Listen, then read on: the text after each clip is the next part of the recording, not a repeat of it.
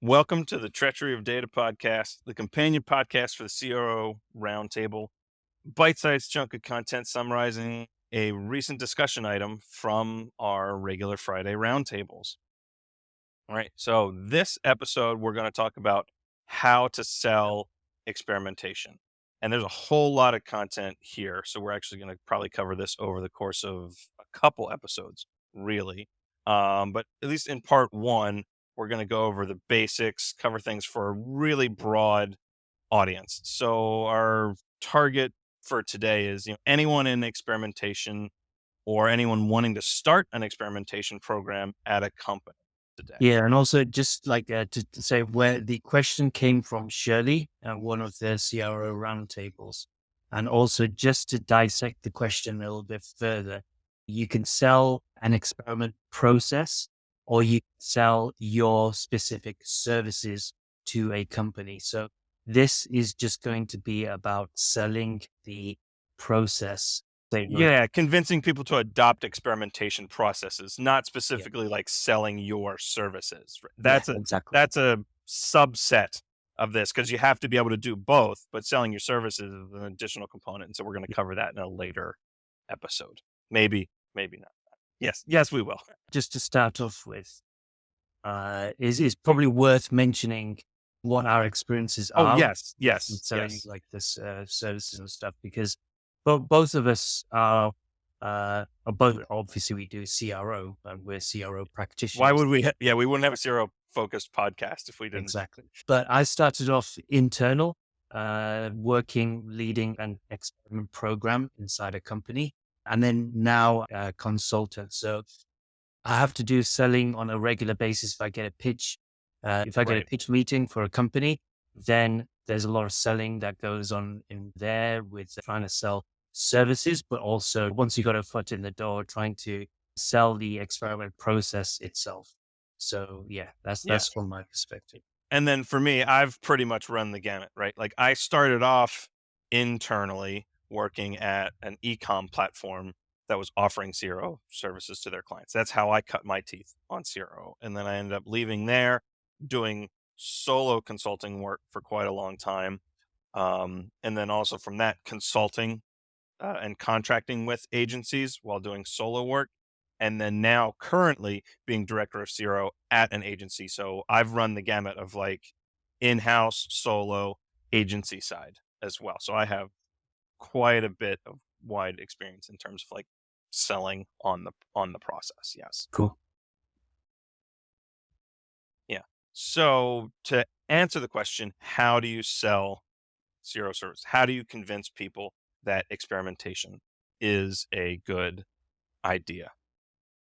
So a little over a month ago when we first started discussing this, and Sean David, great CRO guy, which awesome follow, will totally help you out with automation, getting a ton of your life back in doing your work. Um, he sort of put forth a concept that is really articulates it well. And he said, like, you should be selling CRO services like a law firm model in the sense of like, you're not guaranteeing results. What you're selling is risk mitigation. So you're saying like, uh, we're running this experiment to evaluate whether this thing is a good idea to do or not, or should we invest additional resources in it, right? You're not, getting a lift and an increase is a byproduct of the process. But it in and of itself is not necessarily inherently the goal of the process, right? And I'm sure experienced experimenters who are listening to this know, like, you can't guarantee a result from a lift, like a test. You can't say, "Oh, we're going to promise X% lift." We've got another a chat about this that we can link Yeah, to in the yeah, yeah, description as well. yeah. Let's not to rehash Yeah. that, but like at least in summary, right? You're selling risk mitigation services, right? Like no one, like you don't go to your legal team and be like, "Hey, you need to uh like you guarantee that I won't be put in jail." right? Like you don't talk to your lawyer. Like they may say that, but they can't 100% guarantee that unless they're engaging in unethical practices like bribing the jury or something like that. And that's an entirely different issue, right? Like they're doing to the best of their ability to try and achieve that outcome, but they cannot guarantee that outcome because it's not directly within their control. Yeah. So I guess what you're saying is you're selling a process, is what you're saying. Yes, you're selling the process of experimentation. You're not selling the results. Yeah.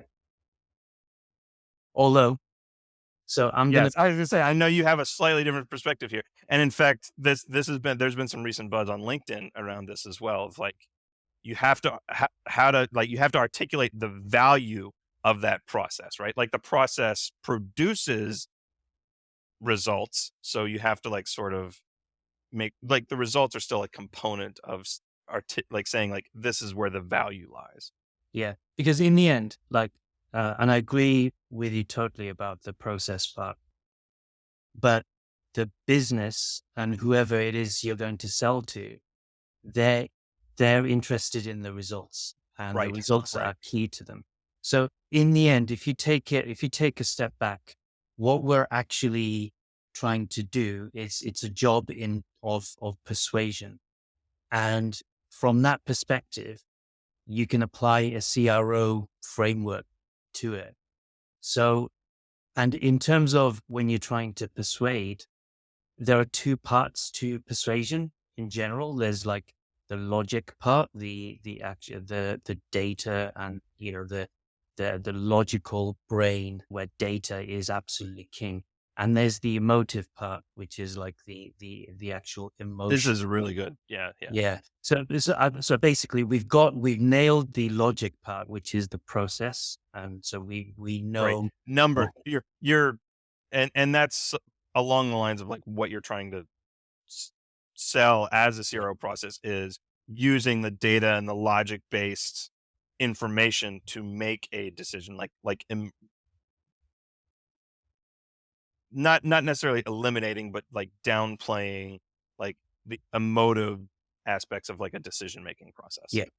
And then there's the emotional aspect, which you really have to convey. So if and as part of the emotional aspect, if you think about it from your audience's perspective, they're thinking, "Hey, what's in it for me?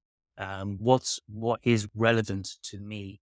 And that relevance is key for them to have any sort of emotional investment in what it is that you're saying.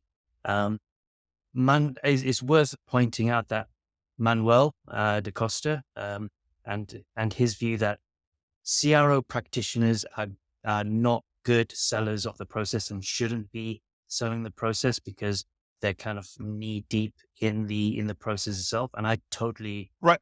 totally agree with that. Practitioner, right? Yeah, you're inherently deep in the process. Yes. Yeah, yeah. And I totally agree with that because our immediate mindset is to go with the logic, the process. But Yes. how do we emote? Do we know how to speak to a C-suite person? Do we know how to persuade them? Would they even listen? So those are the kind of like key things that Manuel is talking about. And I totally agree with that. Having said that, there are scenarios when there's no choice but to sell. Like we've related our experiences where we are CRO consultants and have to pitch our services and have to big up experimentation whenever we onboard a new client, etc. So sometimes it is there's no choice but to do it. Um, so I guess the solution to that is, I guess in a nutshell, what you're trying to do is to use a framework to build a sales pitch to sell a framework is essentially what we're trying to do.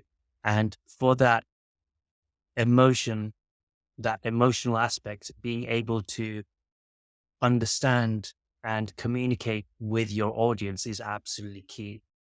Because if you think about it like a CRO sort of process, the first thing that you do when you go to a website is you want to try and understand the audience, right? So you check the data, you try and, you launch surveys, you try and get into the mind of the You do the user. research, you do the problem identification Probably. research. Yeah, Exactly. yeah. And that's exactly the same kind of thing that you have to apply when it comes to a selling experimentation Right.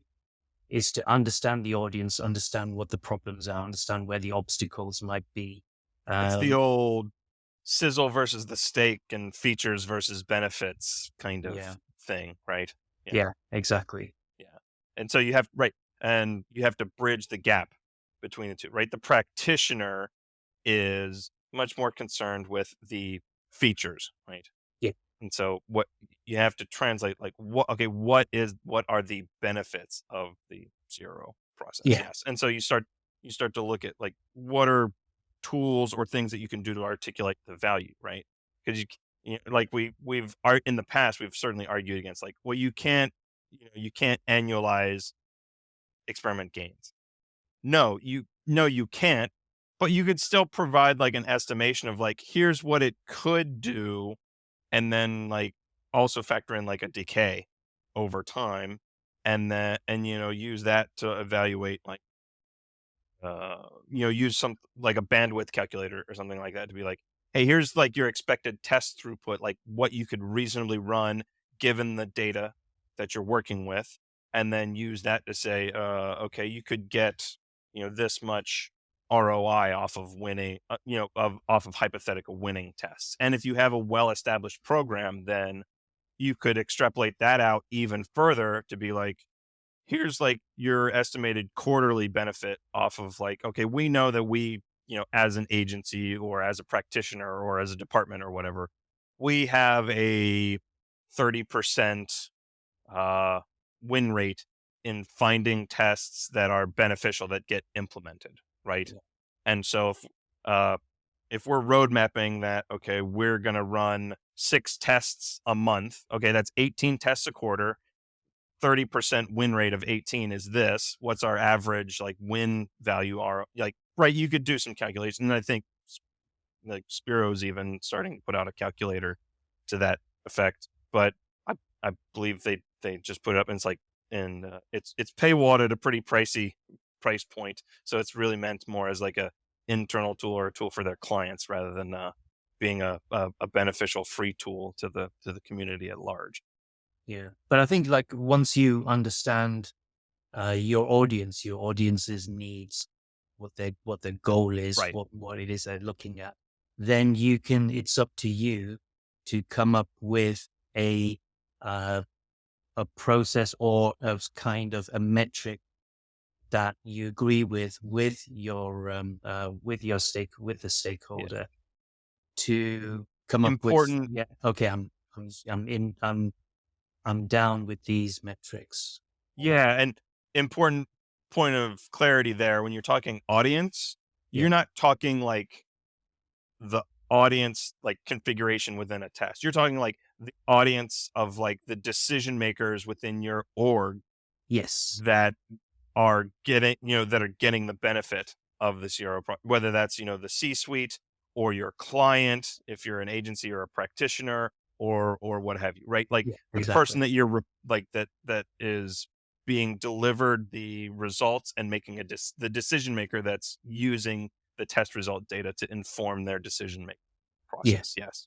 You need to be right. Like it's not a combative thing, it's a collaborative thing. Like you're Yeah. providing that person with useful information so you should be on board with like what are the goals that they are trying to achieve, and your experimentation program should be aligned with that specifically. And you should, like to sell them on the process. That's what you need to speak to. Like if Yeah. their goal is 'Cause- revenue by 10%, yeah. then that's what you're shooting for, and you need to speak in those terms. Even if like right, your numbers are fuzzy, but that's the goal that you're aiming for. If you don't hit that goal, that's that hopefully that's fine, but it's what you were working towards. And it's worth adding as well. Like you've got the process, and that is a process that you're selling. You've got the results, and that is mainly what the businesses are probably going to be interested in.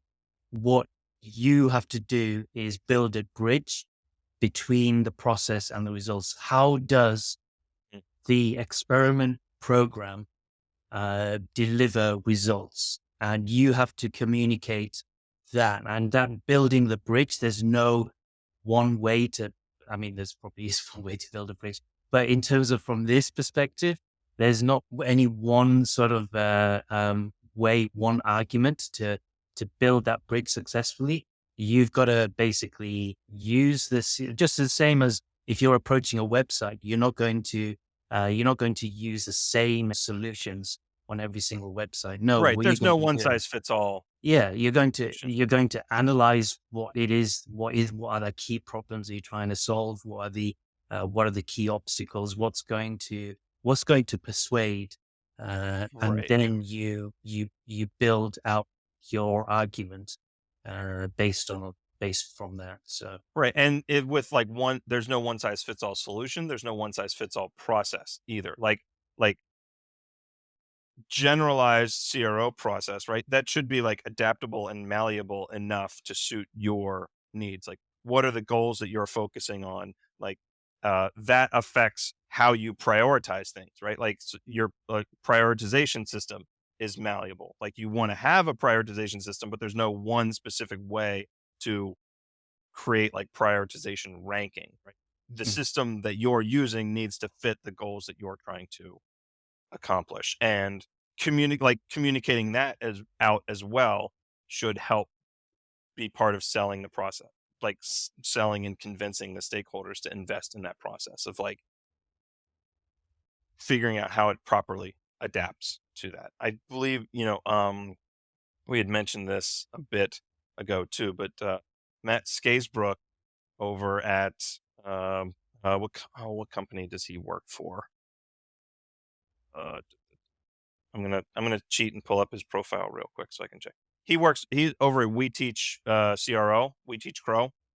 He had a excellent post about this as well, of like the language that he uses to sell CRO services. It's a great little script that is adaptable. We'll, like, link that out in the notes and so stuff. It's a that's super what he's got. insightful.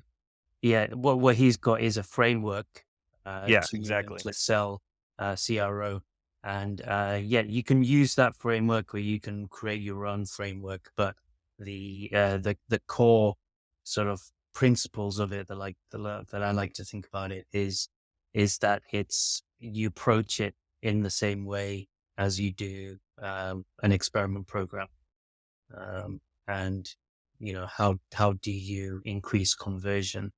Well, you understand your audience, you get into the minds of your audience, you understand what the obstacles are, problems are, and then you come up with a strategy to increase conversion rate. So it's the same kind of thing here as well. So yeah, but Right. yeah, You're you're Max d- is you're applying your experimentation process to yeah, your sales process rather than like your site UX yeah, or yeah, yeah, exactly, yeah.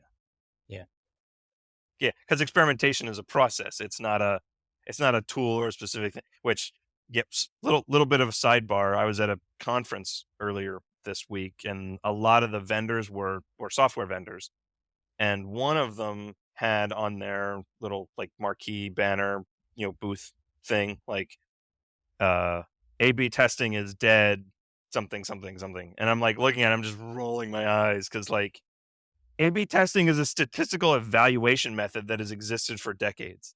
yeah, It's not a software thing that just like came into existence because Optimizely got popular or whatever, right? mm, Like the concept of like statistically evaluating two different variations has existed before computers. Like people were doing it with like pencils and paper, like, and doing the math in their head or like with an abacus or whatever, like long before software and stuff exists. So it's like saying A/B testing is dead, use our software is total bullshit. yeah. Yes. Yeah, maybe we should be dropping the whole A/B testing sort of approach and just using the term randomized controlled studies or randomized RCE. controlled experiments, RCE. But Yeah. yeah, that's a topic for another one Yeah, more time. I could go rant on that.